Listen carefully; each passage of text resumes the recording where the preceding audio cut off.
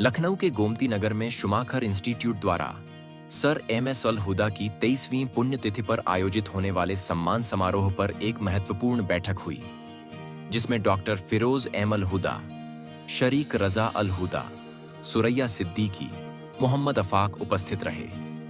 बैठक में समारोह में होने वाली सभी गतिविधियों पर चर्चा हुई।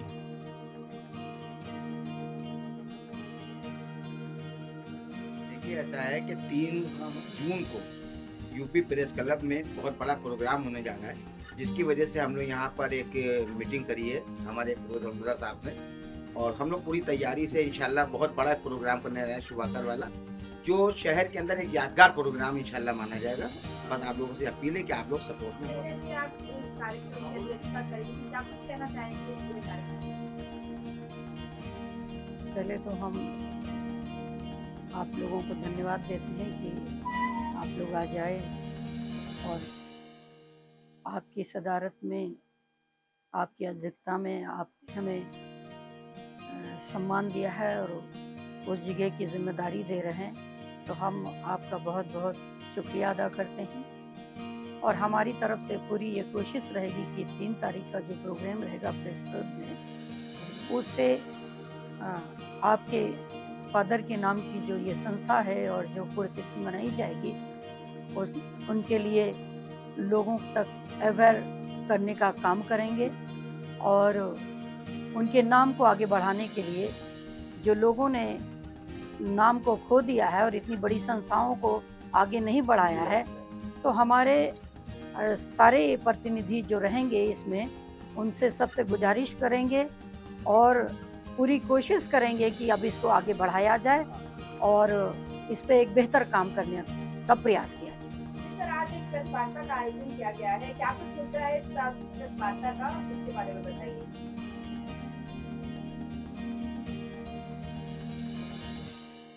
ये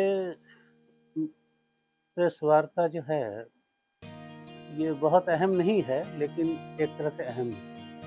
लखनऊ की सरजमीन पे एक ऐसा शख्स पैदा हुआ था जिसने दुनिया में बहुत काम किया, लेकिन लखनऊ ही वालों ने उसको भुला दिया।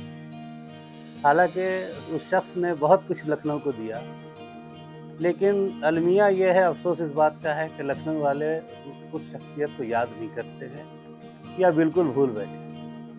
तो उस शख्सियत का नाम था सर मोहम्मद सुरूर अल हुदा। उनको पॉपुलरली पूरे वर्ल्ड में लोग जानते थे सर एम.एस. हुदा के नाम।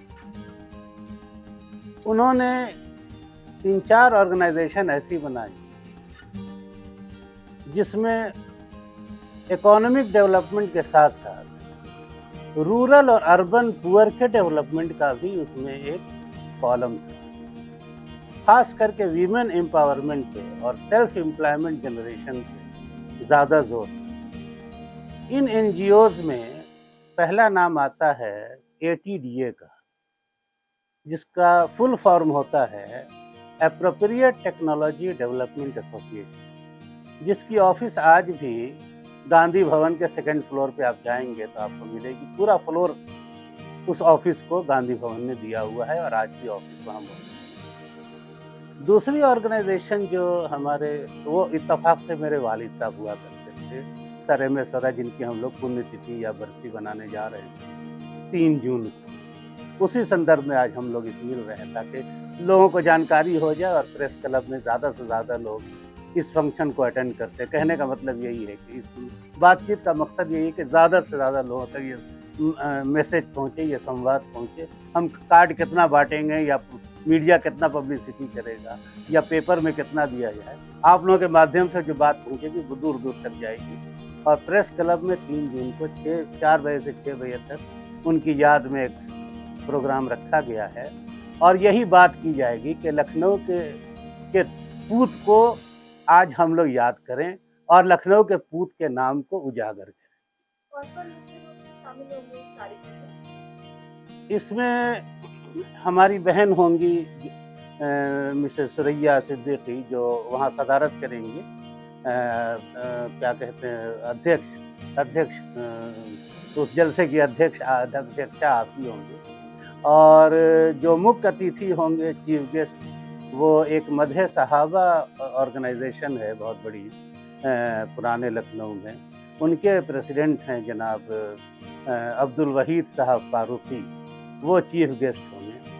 और गेस्ट ऑफ ऑनर में आपने नाम सुना होगा, बहुत मशहूर नाम है, डॉक्टर अनीस अंसारी साहब का, जो कि पूर्व वाइस चांसलर भी रह चुके हैं ख्वाजा मोइनुद्दीन चिश्ती यूनिवर्सिटी के, जिसको तो पहले हम लोग यूपीए यूनिवर्सिटी कहते थे, Urdu Persian and Arabic university. और एक और बड़ा नाम है मज़ाहिर हुसैन राना साहब का, जो सहारनपुर से आ रहे हैं। वो गुज्जर समाज के बहुत बड़े लीडर हैं, पूरे इंडिया के प्रेसिडेंट हैं। वो भी गेस्ट ऑफ ऑनर में उनका भी नाम रहे। और जो बात मैं जानता हूँ अपने पिताजी के बारे में मैं कुछ रखूँगा, बाकी जो बड़े बड़े लोग हैं जो मेरे पिताजी को ज़्यादा बेहतर तरीके से समझते हैं, जानते हैं, वो लोग भी अपनी बात रखेंगे और याद करेंगे हम। तो बात कट गई थी। इसमें दूसरा नाम आता है शुमाखर इंस्टीट्यूट ऑफ एप्रोप्रिएट टेक्नोलॉजी का, ATDA जो गांधी भवन में है। उसके अलावा उसी की एक ब्रांच है, उसी के बैनर के अंदर एक शुमाखर इंस्टीट्यूट चलता है, बिल्कुल मरहौर स्टेशन के सामने। You cannot miss it. बहुत बड़ा गेट है, बहुत बड़ा बोर्ड लगा हुआ है। वहाँ डिफरेंट ट्रेड्स में ट्रेनिंग दी जाती है बच्चों को, लड़कियों को, लड़कों को, जो अनएम्प्लॉयड यूथ हैं उनको 25-30 ट्रेड्स में, कोई 9 महीने की ट्रेनिंग है, कोई 1 साल की, कोई 1.5 साल की, और उसकी सर्टिफिकेट की मान्यता है। शुमाखर इतना बड़ा नाम है, इसका पूरे वर्ल्ड में प्रोजेक्ट चलता है। और मैं ये भी बताऊंगा कि शुमाखर क्या है, तो अभी से बात चल रही है। तो ये इतना बड़ा नाम है कि इसके सर्टिफिकेट की मान्यता है। कितने लोगों को गवर्नमेंट जॉब मिल गई हमारे यहाँ के शुमाखर इंस्टीट्यूट के सर्टिफिकेट से। और बहुत से लोग जो जॉब करना नहीं चाहते हैं, वो अपनी सेल्फ एम्प्लॉयमेंट करके अपनी दुकानें को, जो लोग VIPs होंगे उन्हीं को सम्मानित किया जाएगा। और पिताजी के नाम से कुछ मोमेंटो दिया जाएगा, ताकि उनके स्मृति में रहे, उनके मेमोरी में रहे। अपने ड्राइंग रूम में उसको सजाएं, तो एक यादगार बनी रहेगी। और एक और ऑर्गेनाइजेशन बनाई थी मेरे पिताजी ने, जिसका नाम था इंडिया डेवलपमेंट ग्रुप। वो रहते थे लंदन में, लेकिन हमेशा सोचते थे भारत। इसीलिए देखिए नाम कितना सुंदर है। इंडिया को डेवलपमेंट करने का ग्रुप एक बनाया। कहाँ बनाया? इंग्लैंड, लंदन में बनाया, UK चैप्टर। और फिर उसकी ब्रांच कहाँ बनाई? लखनऊ चैप्टर। IDG UK भी था, IDG इंडिया चैप्टर। और दोनों का इंटरलिंक से बहुत बड़ा काम होता था। वो बाद में विस्तार से हम लोग बात। अब थोड़ी सी बात मैं बता दूं आपको कि ये शुमाखर क्या भला है। आप लोग सोचते हैं क्या है शुमाखर? शुमाखर एक जर्मन फिलोसफर थे।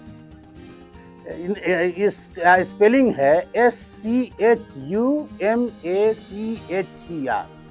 अगर हम लोग इंडिया में पढ़ेंगे तो लोग शुमाचर कर देंगे, लेकिन जर्मन में जब पढ़ेंगे उसको तो CHER ख से निकलता है, ये जान यहाँ से गले से, तो वो शुमाखर। तो वो EF शुमाखर, एडवर्ड फ्रिट्ज शुमाखर जो थे, बहुत बड़े फिलोसफर थे।